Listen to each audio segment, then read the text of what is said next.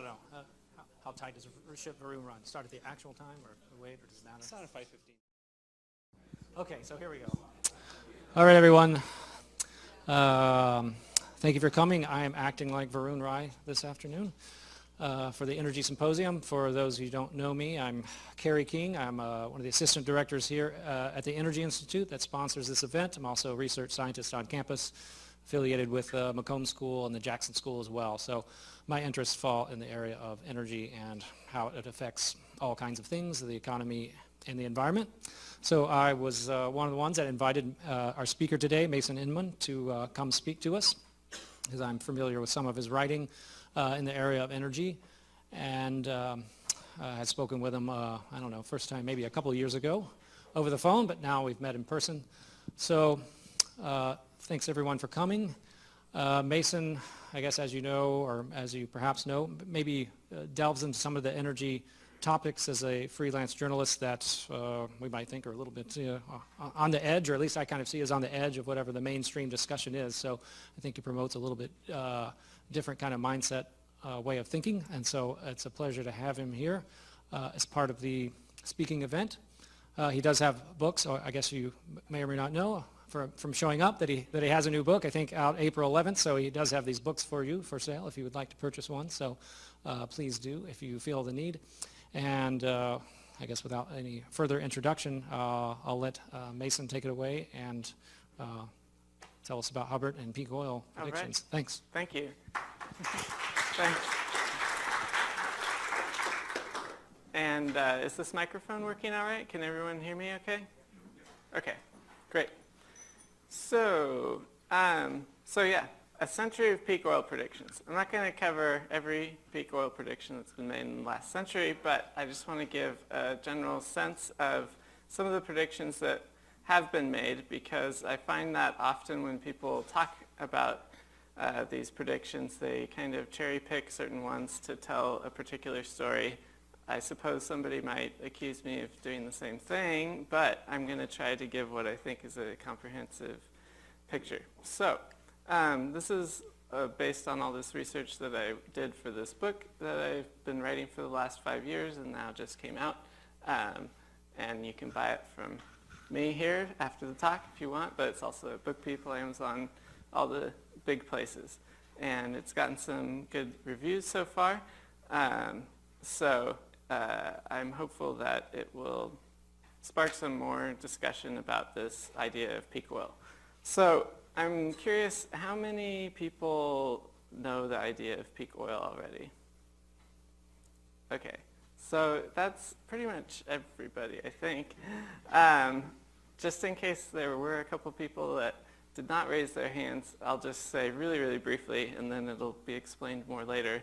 The idea is that oil production has been going up and up for decades, since the mid-1800s, and people are wondering, is the production going to reach a peak at some point? It should, because it's a finite resource. It can't keep going up forever, and people have wanted to try to predict when this peak might be reached, because it would be this crucial turning point from an era when you are having more and more oil available to the world and changing to an era when you have less and less. So I'm sure a lot of you know Daniel Yergin or have seen him quoted various places. He's often called America's preeminent energy analyst and things like this. And so in 2004, it was a time when people were starting to talk about peak oil more. And he wrote this article in the New York Times and was saying, fear of running out has always haunted the petroleum industry. So starting from the early days of the oil industry, there have been fears of running out, he said. So it all started in 1859 with this Drake well in Pennsylvania. 25 years into the oil age, the state geologist of Pennsylvania, Peter Leslie, thought that Pennsylvania's oil production was a temporary and vanishing phenomenon, and our children will merely and with difficulty drain the dregs. And 60 years into the oil age, in 1919, the director of the U.S. Bureau of Mines, Van Manning. I think he kind of looks like he could be a barista here in Austin, don't you think? He just needs like a neck tattoo or something, but he's got the beard down. He said, within the next 2 to 5 years, the oil fields of this country will reach their maximum production, and from that time on, we will face an ever-increasing decline. So this decline didn't happen. Production kept going up. But then after World War II, in 1948, the U.S. did run into shortages where it wasn't producing enough to keep up with fast rising demand. And so there were gas lines where trucks were lined up in the winter, and people were standing in lines with fuel tanks to try to get heating oil to stay warm. And because of these shortages, people started to think about oil supplies, which they had just kind of taken for granted for a number of decades. So at that time, Julius Krug was the U.S. Secretary of Interior, and he testified to Congress, and he said, the production center now appears to be moving to the Middle East. Obviously, as a nation, we cannot afford to become dependent on a long supply line from the Middle East for a commodity as important to our well-being as petroleum. So he was saying the U.S. would not be able to supply all of its needs from conventional oil, and he was worried about growing dependence on foreign oil. But they got through these short-term shortages in the late 40s, and things were fine through the 50s and 60s, and people, again, were not too worried about things. But then the 1970s energy crises hit, where there were, again, shortages. Gas stations ran out of gas many times, and some people were stealing gas. This guy's got his, on the right, has his sign, "Gas stealers beware, we're loaded for bear." He's ready to shoot people over stealing gasoline. So, and in the midst of these 1970s oil crises, there were worries about whether global oil production would hit a peak. Jimmy Carter in 1977 gave a televised speech when he was announcing his administration's first big suite of energy policies, and he said, world oil production can probably keep going up for another 6 or 8 years, but sometime in the 1980s it can't go up much more. But production did keep going up. There were a couple of blips that you can see over here, like this drop after the first oil shock in 1973, and then after the second oil shock in 1979, then it dropped down here, and that was because there were recessions and there were cutbacks by some of the producers and unintentional outages when Iran had its revolution. But then after that, production continued rising fairly steadily. This graph goes through 2005. And so as the production continued rising, people generally became complacent again about oil supplies.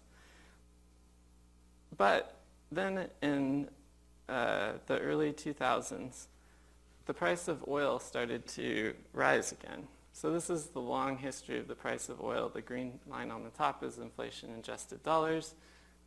I imagine many of you have seen something like this before. The price spiked up during the 1970s oil crises, and then they dropped down. But here's the part at the end in the early 2000s when the price started to go up again, and it started to make people worried. So this is a Google Ngram for mentions of the term peak oil in various books, and you can see it kind of just been at some low level, and then it's spiked up here in the mid-2000s, where people started talking about this issue. So Daniel Yergin wrote a number of articles to try to say there's nothing to worry about. He asked, are the peakists right? This fear is not borne out by the fundamentals of supply. It is the first time that the world has run out. It's not the first time that the world has run out of oil. It's more like the fifth. So when the prices were going up, people thought maybe we're approaching the peak, but Yergin said, it's nothing to worry about. he argued there will be a large unprecedented buildup of oil supply in the next few years. This forecast is not speculative, it's based on what's already unfolding. And then of course, not too many years after that, there was the start of this big oil boom in the US from fracking.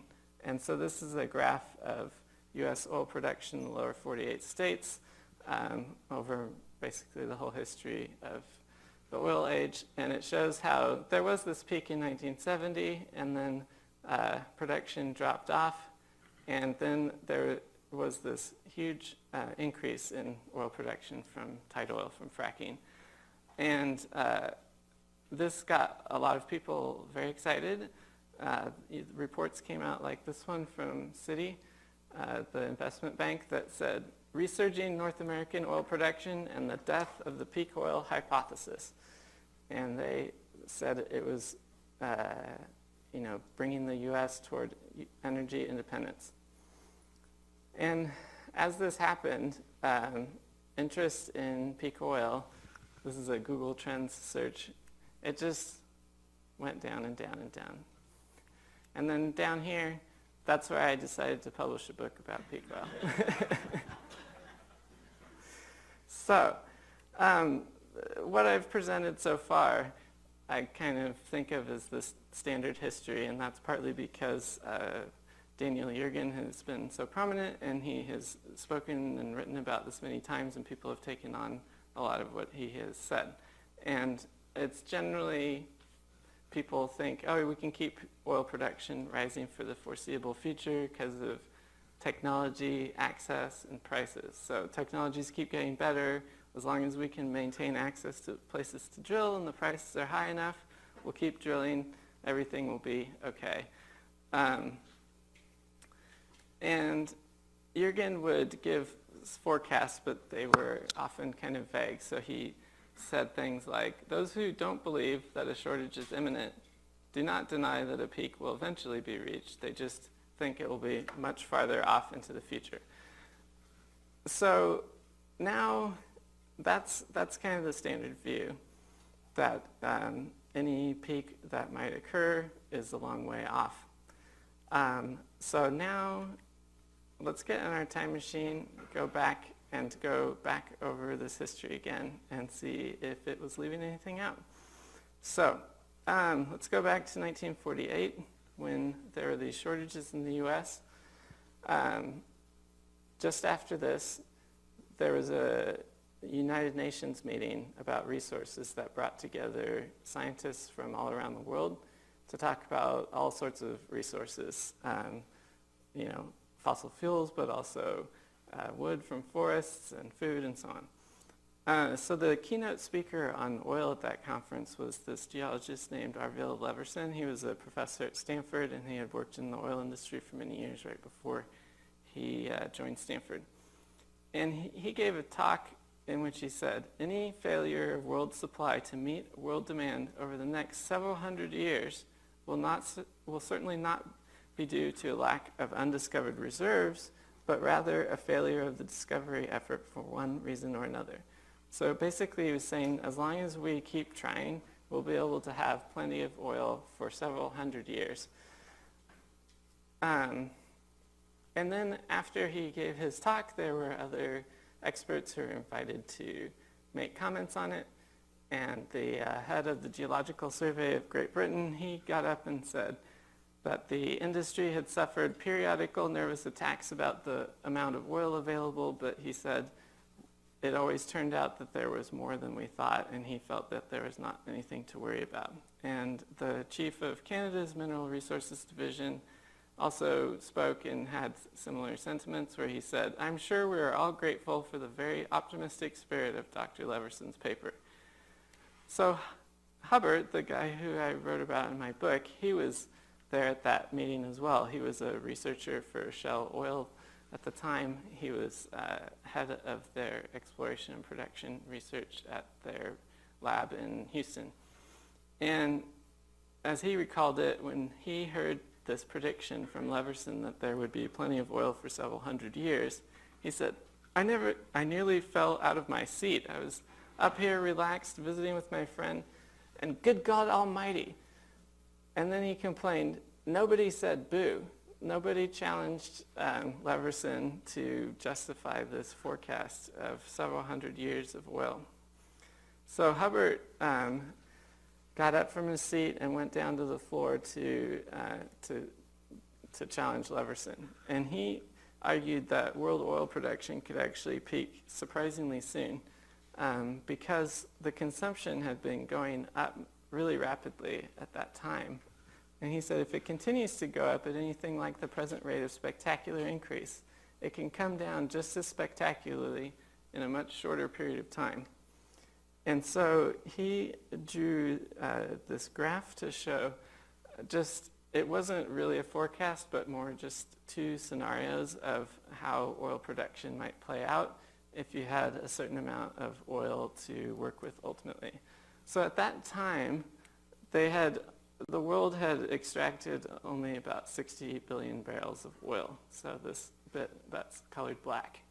And there was known to be 70 billion barrels of proved reserves. So these are fields that had already been discovered, and they had some idea of how much was there. Various experts in the industry had come up with this number for how much more might be remaining to be discovered of 1,500 billion barrels, or 1.5 trillion barrels of oil. So Hubbard said, okay, if you have that much to work with, if production keeps going up and up, it could, you could stretch it out a bit, but you might reach a peak around 2040 or something, and then you would enter this long decline. Or if you used the oil up more quickly and you're burning at a faster rate, then you might reach a peak maybe 2010 or so, and then it would enter a long decline from there. What Leverson seemed to have in mind was that, first of all, you could just say, oh, this is the current rate, and we could stretch it out and just consume at a constant rate, but that didn't really fit with what had been happening. And also Leverson thought that this 1,500 billion barrels was probably too low, because he said people had always been too conservative, and so we'll probably find several times more than that. But it was a really kind of hand-wavy argument and not based on any detailed analysis. So this argument between Hubbard and Leverson made it onto the front page of the New York Times the next day. Estimate of 500-year oil supply draws criticism in UN parley. And it sparked a debate among the experts who were gathered there at the conference. So they gathered together to try to see if they could hash out the reasons for the differences. And one representative sentiment there was from this vice president at this company, Continental Oil, who said, the philosophy that we will find more oil as we learn more about the Earth's crust is true, and is going to be true for a long time. So this is a forecast, but it's pretty vague. It's just kind of a statement about optimism about the effects of technology and putting effort into exploration. But it doesn't really tell you very much about anything quantitative. And an Associated Press reporter who sat in on the discussions there, he summed it up by saying, nobody knows how much petroleum there is inside the Earth, or how many years or hundreds of years it will last, and nobody is likely to know soon. So there was a lot of uncertainty and no real resolution from this. So at that time, there were some pessimists, but they were generally outnumbered by optimists. So when Jürgen says, that there had been fears about oil running out, I think he's taking a selective look at the history and pulling out a few people who had particular predictions, but they might not have been they weren't representative of the general views at the time.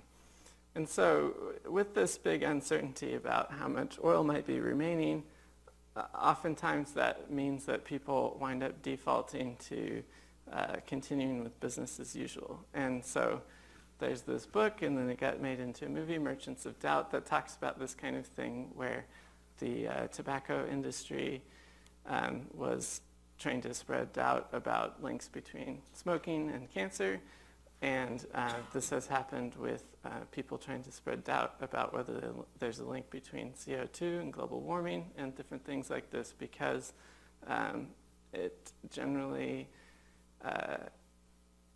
deflates efforts to try to do something about a problem if there's a lot of doubt about whether what the mechanisms are or how it's going to play out. So this is the kind of situation that was in play in the 40s and into the 50s when Hubbard made his first prediction for U.S. oil. So he was still at Shell Oil at that time, and he got invited by the American Petroleum Institute to give a talk in 1956. And I don't think the American Petroleum Institute really knew what Hubbard was going to say. And he put together this this prediction that shocked a lot of people in the industry. So he said production of oil in the U.S. has been going up and up, but it probably won't go up much longer. There were estimates of how much oil the country might ultimately produce that many were around 150 billion barrels of oil. And he said, production, if that's all you have to work with, production is not going to just go up and then suddenly drop off. It has to go through this same kind of gradual decline that he had shown in this 1949 the graph that he had drawn for the whole world. And if you had more oil to work with, 200 billion barrels, then it could delay the peak somewhat, but it's not really going to change the picture all that much. And so if it follows the same kind of curve, it might delay the peak by 5 years or so. So if it's on the low end, maybe the peak will be 1965. If it's on the high end, maybe around 1970. And in this talk, Hubbard tried to highlight how this would be a real significant turning point for the oil industry and for the country. He said there's a vast difference between the running of an industry whose annual production can be counted on to increase on average 5 to 10% per year, and one whose output can be depended on to decline at that rate. And his prediction led to immediate opposition. His own company, Shell, launched an internal investigation to try to figure out where he might have gone wrong, because they just didn't believe that that the peak of U.S. production would be that close.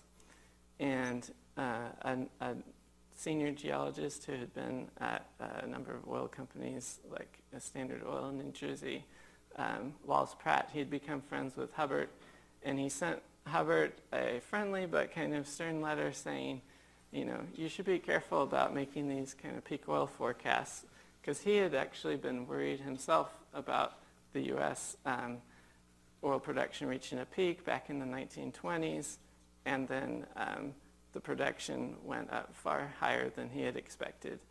And so Wallace Pratt said, I have come to realize that we have always in the past, all of us, been too conservative. But Hubbard's view, as he put it, was, I didn't introduce any new figures, I just showed them what the old figures meant. People generally would come up with these estimates, but they didn't draw the kind of graphs that he did to try to illustrate how things might play out over time. People tended to think about what the production rate was at that time and then say, oh, if we've got 150 billion barrels and we're consuming at such and such rate, then it'll last for such and such years. But as he showed, if it follows a rise and gradual decline, then you could reach a peak a lot sooner than you might expect. So Hubbard's forecasts got a lot of opposition from the oil industry, especially this company, Humble Oil, that was the biggest producer in the U.S. at that time, and it later merged with Standard Oil in New Jersey to become Exxon, and now ExxonMobil. So Humble Oil's view at that time was that there was nothing to worry about. So Morgan Davis, the vice president there, gave a number of speeches to argue against what Hubbard was saying. And again, it was optimistic but kind of vague, where he'd say, the whole scope of our activity has gone far beyond what even the most optimistic would have thought possible. And his right-hand man was this economist, Richard Gonzalez, who had more flair with words and said, the dynamic petroleum industry has always confounded the prophets of gloom. So they tried to portray Hubbard as just this gloomy pessimist and didn't really engage with the data to try to say what a better estimate would be or how you would go about making a better estimate or forecast. And soon after Hubbard made his prediction, then when the Oil and Gas Journal did a survey of various oil companies to say how much oil do you think the U.S. will ultimately produce, then the numbers started coming out a lot higher than they had just a year before when Hubbard was gathering information for his own talk. So when Hubbard gave his talk, most of the numbers that he was finding were around 150 billion barrels.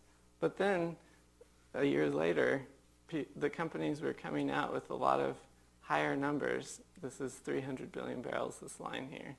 And the Oil and Gas Journal concluded the most generally accepted figure is 300 to 350 billion barrels. So Hubbard's reaction to this was, he wrote in a letter to the director of the U.S. Geological Survey, who's a friend of his. He said, presto changeo.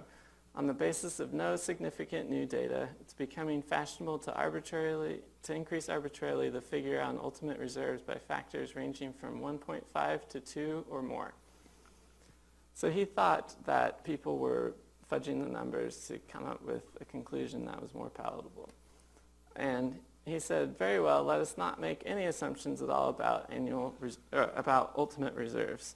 So if these kind of numbers where you try to estimate ahead of time the total amount of oil that might be extracted, if you can just come up with numbers that are twice as high by tweaking some parameters, then it's not a very good estimate, and he wanted to try to find a better way to make estimates and forecasts. So he started looking at other sources of data that he could draw on. So he sketched out this something like this in his notebooks in 1956 to try to say, here's another approach that you could take where you could look at patterns over time in these different quantities. So one is the annual discoveries of oil. So these are the gross additions to reserves whenever you find new oil fields. And it had been going up and up, but he hypothesized that it might reach a peak pretty soon after he was talking, after he wrote this down in 1956, and that it could drop off like this. And if so, then this other quantity, the remaining proved reserves, would follow a pattern like this, and it would have a peak in the middle between the annual discoveries and the annual production. So these quantities would all be related. You have to discover oil before you can extract it. And if you look at these discoveries and proved reserves, they could give you some advance warning of what was going to happen with production. So that was one method that he came up with. And using that, he came up with forecasts for U.S. oil that were generally in the range of what he had come up with in that initial 1956 talk, so he felt like that was reinforced. And then but he wasn't getting much traction with that, so he kept looking for other approaches. And one was to look at the discoveries of oil per foot of exploratory drilling. So at the time, the U.S. Geological, he did this in 1967. At the time, the U.S. Geological Survey had been using what Hubbard called the Zap Hypothesis. It was worked by a geologist named Zap. So they had calculated how much oil had been discovered in the U.S. and how many feet of exploratory drilling there had been. And they said, oh, the average is around 110 barrels per every foot of exploratory wells drilled. So then they just said, okay, that's the average. Let's assume that that just continues indefinitely. And then if you get a certain rate of drilling and a certain number of wells that you think could be drilled in the whole country, then you could come up with an estimate of the ultimate oil that would be available in the nation. And the number they came up with was 600 billion barrels. So that was 3 to 4 times higher than what Hubbard thought was a reasonable estimate. And Hubbard said, you can't just use the average over the whole time period. You should look at what's going on in more detail. So he dug through a lot of data in order to put this together, because nobody had really been compiling it this way, but he was able to see, as you had increments of cumulative exploratory drilling, you could see how much oil had been discovered by by the drilling in each period. And in the early days, you didn't have to drill very much to discover a lot of oil, but as time went on, you had the amount of oil you discover for each foot of exploratory drilling dropped off a lot. And these cross-hatched marks include Hubbard's estimate for future reserve growth. So I imagine some of you might have heard of that idea. It's just that you discover a field and it might not be obvious how much oil is in it when you first discover it. And so people in the industry talk about reserve growth to express how over time you come to realize that there were greater reserves in those fields than you had initially thought. So this again was showing how the discoveries he thought would fall far short of what people like the U.S. Geological Survey were talking about. But he still was not getting much traction with these kind of forecasts. At this point, he was actually working at the U.S. Geological Survey himself as a senior researcher.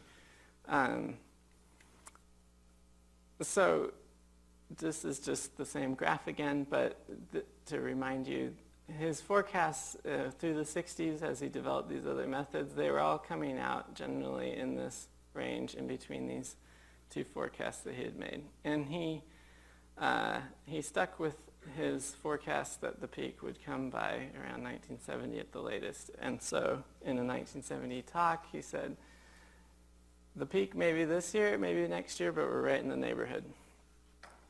So then the production did drop a bit in 1971, but it wasn't really clear what was going on. But people did start to get worried about things at that time. And so this is an ad for Fortune magazine from 1972. This was a full page in the New York Times. And they said, what on earth can we do about Hubbard's pimple? It gets its name from an energy expert named M. King Hubbard. And it shows how people were starting to talk about this idea of a peak and decline. But it was still kind of a fringe idea that the peak of U.S. oil production might be soon. But there were more worrying signs that were coming in, like Texas Railroad Commission for years had been in charge of quotas for how much oil Texas could produce. But then in 1972, they had been raising the quotas for a number of years, and they finally got up to 100%. So the fields were producing full out. And he warned, the chairman of the Railroad Commission warned, this means OPEC will extract its pound of flesh. Maybe that'll get the message to Washington. So he was saying the U.S. didn't have any spare capacity left anymore, and they were going to be at the mercy of OPEC. And as many of you know, production did decline rapidly after 1970. So this is showing how the production declined through 1980 for the lower 48 states and Hubbard's predictions. So the peak did occur fairly close to when he was expecting, and it raised concerns about whether world oil production would peak. Hubbard had, in a government report, had said, let's look at 2 different scenarios for world oil production. If you have about 2 trillion barrels to work with, and you could imagine 2 extreme scenarios, one where production just keeps going up and then drops off, and so the whole history is this nice bell-shaped curve, or you could imagine that production would just flatline and then it would drop off after that. And then the actual production would probably be somewhere in between these 2. And this got taken up by this new agency, the Energy Information Administration, that was created in 1977, and in their first annual report in 1978, they took on Hubbard's ideas, and they forecast that world oil production might hit a peak around 2010. So Hubbard's ideas did start to get some traction in the 1970s, and this Washington Post article where they said oil profit cited, and that he predicted these things, these 1970s energy crises as early as 1948. So in the midst of these energy problems, there was a young academic at Harvard named Daniel Yergin, who was very pessimistic, and he said, the tragedy for Texas is that it's locked into an industry with a declining production curve. He criticized people in the industry for being too optimistic, saying they assume that everything that is announced will be built, that all expectations will be met, that problems and confusion won't get in the way, and that everybody will have plenty of capital to invest in conservation and alternatives. In short, that everything will turn out for the best. And he said there's a high probability of another oil shock, which could trigger far graver economic and political consequences. The basic legitimacy of our political system might be called into question. So he was pretty gloomy here in 1982. This is a lot different from the 2005 edition of Yergin that I was showing earlier and that people are more familiar with.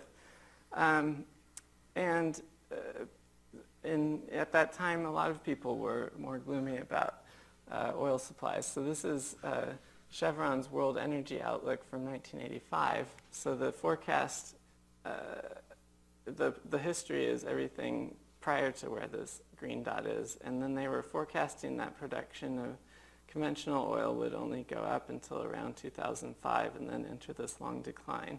They thought that this was not a big problem because they would have enhanced oil recovery, synthetics, heavy oil, and so on that would fill this gap. And so consumption could keep going up over time. But one of Hubbard's friends sent this to him, and he said, does this look familiar? Because this was this kind of bell-shaped curve that Hubbard had been showing as a kind of general picture of how oil production might go in the future. So people were definitely getting worried about things and issuing forecasts like this. After the price of oil crashed in the mid-'80s, though, everybody got more optimistic. And through the 90s, it was the age of globalization and SUVs, and people were not too worried about things. And this is kind of the attitude that a lot of people had. This is the director of the International Energy Agency, which was set up during the 1970s crises to warn the big consuming countries about coming shortages. And he said, soaring oil prices have again spotlighted the old question, are we running out of oil? The doomsayers are again conveying grim messages through the front pages of major newspapers. The IEA has long maintained that none of this is a cause for concern. So he's saying, don't need to worry. But if we look at how the IEA's forecasts have changed over time, it's pretty interesting. So here is their forecast from their 2000 World Energy Outlook, where they were saying oil production, conventional oil production would just keep going up and up. But then they kept revising the forecasts over time. And as you can see, the actual production, this black line, was falling short of what they had expected. So that by 2015, they thought under current policies, the production might have some kind of rebound, but it's well short of what they were expecting production to have been at that point, maybe 10 to 15 years earlier. And with some moderate climate policies in place under this scenario that they have, then actually they think conventional oil production would not go any higher than it was in 2006. So that would mean the world had already reached the peak of conventional oil production. And it's not just IEA that's saying things like this. This is from the BP's outlook from 2015. And they have conventional oil production also being flat and not surpassing this peak around 2006 either. ExxonMobil's 2016 outlook has the same kind of thing. They divvy it up a bit differently, but this top of this blue line is basically the same kind of thing. And all the rest of this is other stuff than conventional oil, things that are generally more expensive, like tight oil or biofuels, and NGLs, that natural gas liquids, which aren't really oil, but anyway, that's another story. So why was there this peak of conventional oil? It wasn't for any shortage of spending on capital expenditure for drilling oil wells. This is from the International Energy Agency, showing how the spending on oil wells had gone up and up enormously over the last dozen years. Now that the price of oil has crashed, the spending has fallen significantly. And so looking at all of this, conventional oil production has struggled to, seems to have reached a peak. The industry has struggled to boost production, and they've spent a lot of money but not been able to do that. So it's generally run over budget and has under-delivered, I would say. And to go back to this graph from the IEA, their forecasts have been overly optimistic in recent years, so it makes me wonder whether this latest forecast that shows production remaining roughly flat, whether that will also turn out to be overly optimistic, and perhaps production is going to drop off, especially in the near term with this big drop in spending that I was showing here. So I'm going to skip slides. Does it matter if conventional oil drops off? Because now we have the shale revolution, a lot of people say. But right now, with the price of oil low, tight oil companies are really struggling. This is a graph I put together of the wells drilled and the wells completed. So those are the ones that have started producing. This is for the Bakken tight oil play in North Dakota. And you can see that the number of new wells drilled and completed has dropped off drastically, and it's still dropping. Clearly, the companies are not coping with oil at around $40 a barrel. And this is a map that I put together. I know you can't read the numbers, but I did a analysis to see roughly what would be profitable in different squares, little segments of the Bakken. And basically, all of these might be the best spots might be profitable around $60 a barrel. Nothing's profitable at $50 or $40 a barrel. So there's really, given how things are right now, it seems that production and drilling from tight oil plays is going to drop off significantly. Also, a lot of other more expensive areas to drill, such as deep water, that's also being cut back drastically. So the conventional oil and the unconventional oil is having difficulty at this point with keeping production rising. And the world economy has been having a lot of issues lately, where the growth projections from the International Monetary Fund and groups like that keep getting revised downward.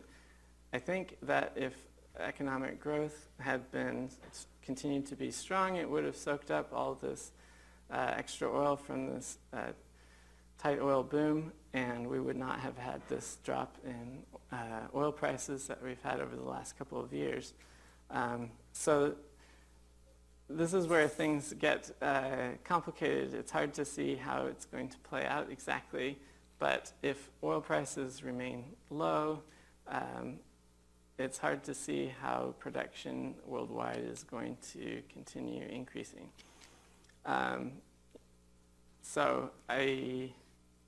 Well, maybe I'll just stop right there and say I hope that this has given you something to think about beyond just looking at the headline numbers of how much oil is getting produced. And it has, for me at least, it raises concerns about whether the world might be heading for a peak of total oil production with conventional and unconventional a lot sooner than a lot of people have forecast. So I will skip a couple of slides because I'm running over time and just end there. If anybody wants to email me, that's my email address. You can check me out on Twitter. You can see my website that has more information about my book. So I presented lots of graphs here. My book is really more of a narrative. It's a story about this guy and his battles with people over the years. So if this seemed kind of technical for you, then don't be scared off. My book isn't like that. Thanks. We got some time for questions.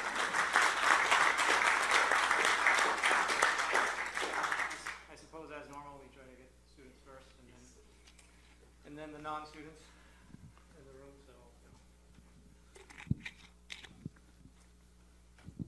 So. Thank you. Can you go back one slide? You went through it. I was just, no, one slide over to the right. One more. Which one? You skipped through it, but it was about the 4 big shale producers. No. Okay. Yeah? Eric can have a question. Okay, this is from a Nature article that I did that Carrie, I think, mentioned in the introduction, or might have mentioned. Okay.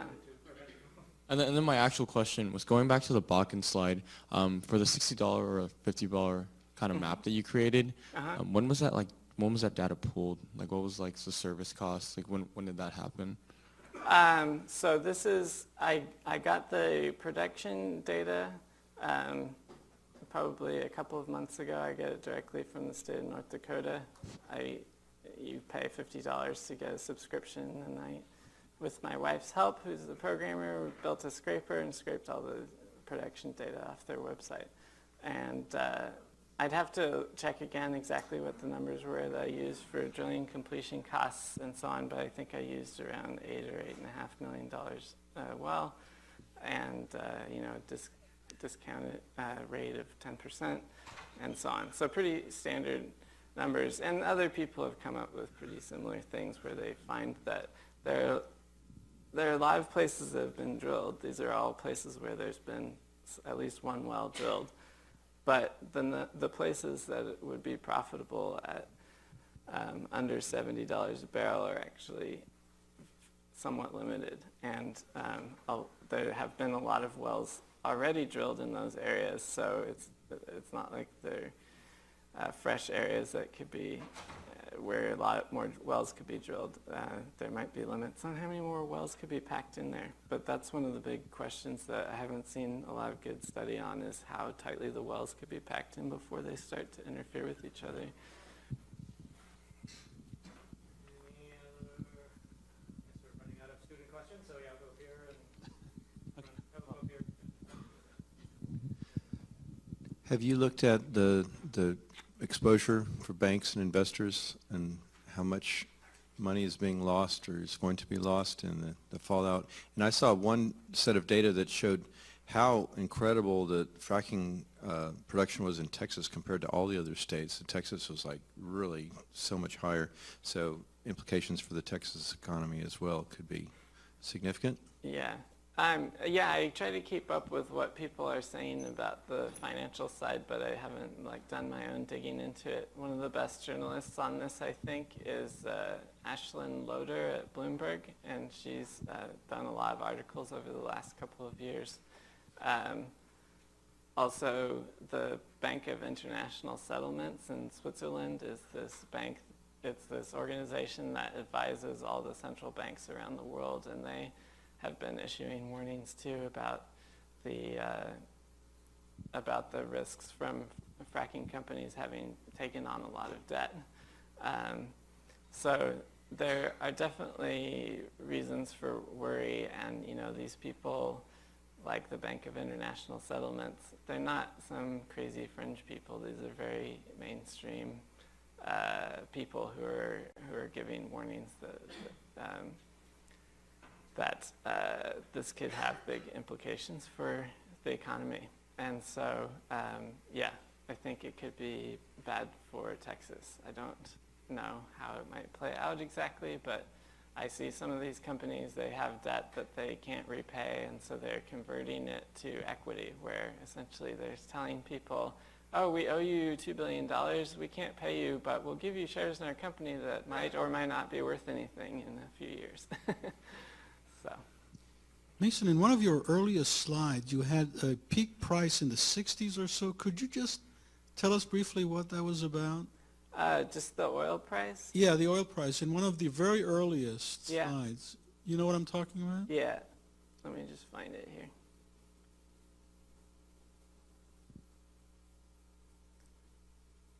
Too many slides. Okay. Yeah. This one? Yeah, yeah. What is that date? I'm sorry, I'm myopic. Is that in the 60s? Or the 19th century? Oh, when this spike No, happened? way back then, way back in... Oh, this is just when things were starting out. Yeah, so this was Oh. high in the very early days Okay. when it was just being used for lighting. Got it. That's not my real question. My real question is, we were at a conference last month where someone said that the reason the Saudis are not willing to be the swing producers is they're concerned that if they lose one more generation of oil production, that way they did in the 80s when they were willing to be the oil producers, if they lose that generation of oil production, that oil might never be produced and never be sold. Do you have any comment on that? Yeah, I think that there probably is something to that they that other places might extract oil instead of them, and if there is strong action on climate change to cut emissions, that then they would wind up with stranded resources, as people call it. But for your work, the issue is not peak production. The issue sure. is peak demand. Well, but why might demand peak?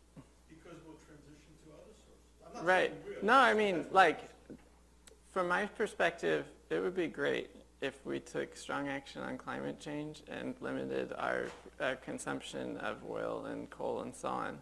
And so it could be that all of this stuff about peak oil is not really an issue because we will choose to move off of oil before it becomes a real problem. However, I don't see that we're making a huge effort in order to transition off of oil.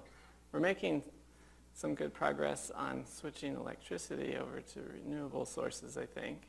But on the transportation side and getting off of oil, it seems like we haven't put a lot of effort into it, and that we've been spending a lot more on trying to tap more exotic sources of oil rather than figuring out how to use less. So, yeah. So my question is about the bell-shaped curve. And bell-shaped curves are one of those social science universals.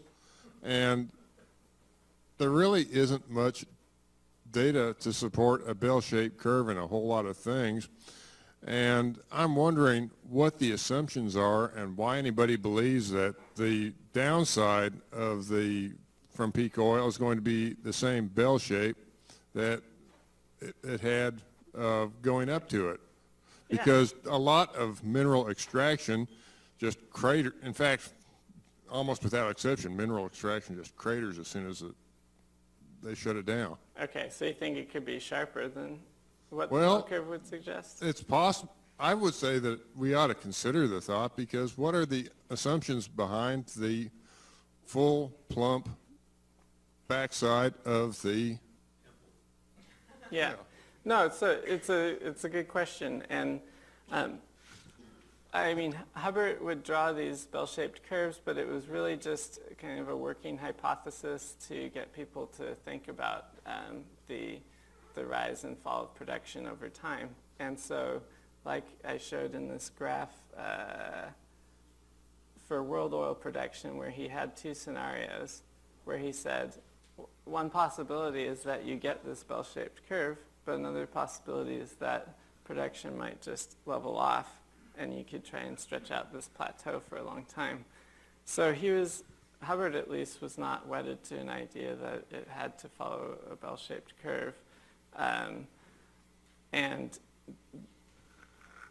he was in search of better methods for trying to forecast the future of world oil, and was not able to get good data that to use better methods that were similar to the methods they'd used for U.S. oil. And so other people have, used a lot more sophisticated methods to try to forecast the future of oil since then. Like the IEA has done a lot of good work to look at the decline rates of giant fields around the world and things like that. But then, as I showed, even with these more sophisticated methods, they have wound up being overly optimistic, where the actual production fell short of what they were expecting. So,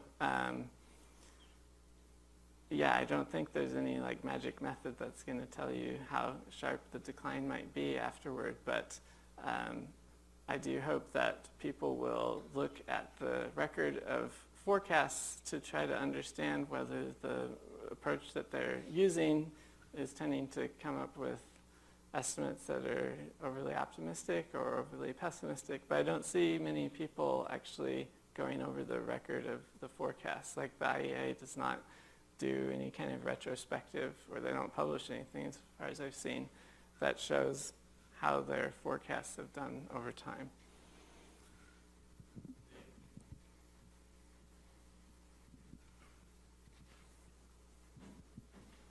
Thank you. So there's been so much technological innovation over the years, and everything from seismological advancements, computing advancements, sensor advancements. Yeah.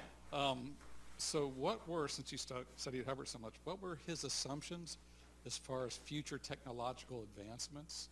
And was that the weak point as far as his analysis for the global? I mean, maybe he happened to get spot on, but by the way, I remember a character named Joe Granville used to speculate on when the stock market would crash, and he happened to get it right once, and so there for a long time he was known as an oracle. Okay. So what was his assumption, and then what are the best assumptions you see now for people projecting out? Because there are still technological advancements to come, some of which we know, some of which we don't know. Right.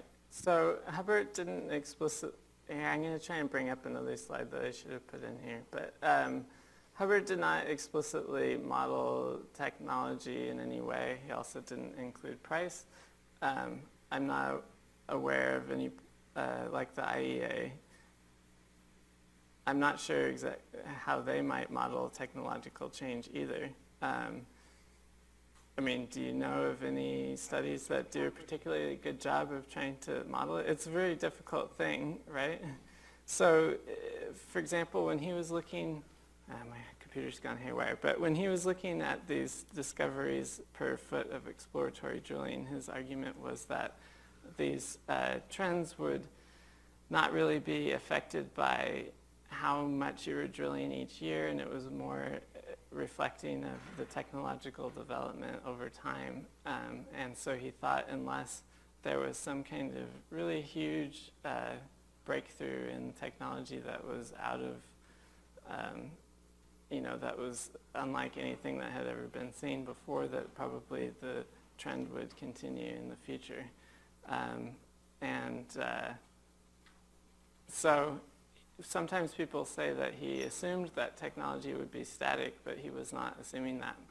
but he didn't have any explicit way of trying to model the effect that technological change would have. Last one. Okay. Last question. This might be another version of what you've been talking about, but seems like, well, the question is what do we know about the supply of the unconventional oils? And it seems to me like it's going to be a really bumpy road ahead with the economics of it. Yeah. We got a big supply now because of the unconventional drilling, and that's pulled the price way down. And so folks are going to be leaving, cutting back on their drilling, but that's going to eventually push the price back up, and the folks will be drawn back in. So it looks like a really tumultuous road. And so that gets back to the question of what do we know about the supply of the unconventional oil? Yeah, so the studies that I've seen on this, the ones that publish, that explain their methods, they tend to use really simplistic methods, and then there are various industry forecasts that do not explain their methods and generally come up with some pretty high numbers that production will continue increasing and for another 10 years or even longer. In ExxonMobil's case, they think tight oil production for the world will keep going up through 2040. But I wrote in 2014 in Nature about different estimates for shale gas. So this is natural gas, not oil. But I wrote about how the U.S. Energy Information Administration makes their forecasts, and then looked at this work from this team at UT Austin and the Bureau of Economic Geology that's led by Scott Tinker. I don't know if he's here tonight.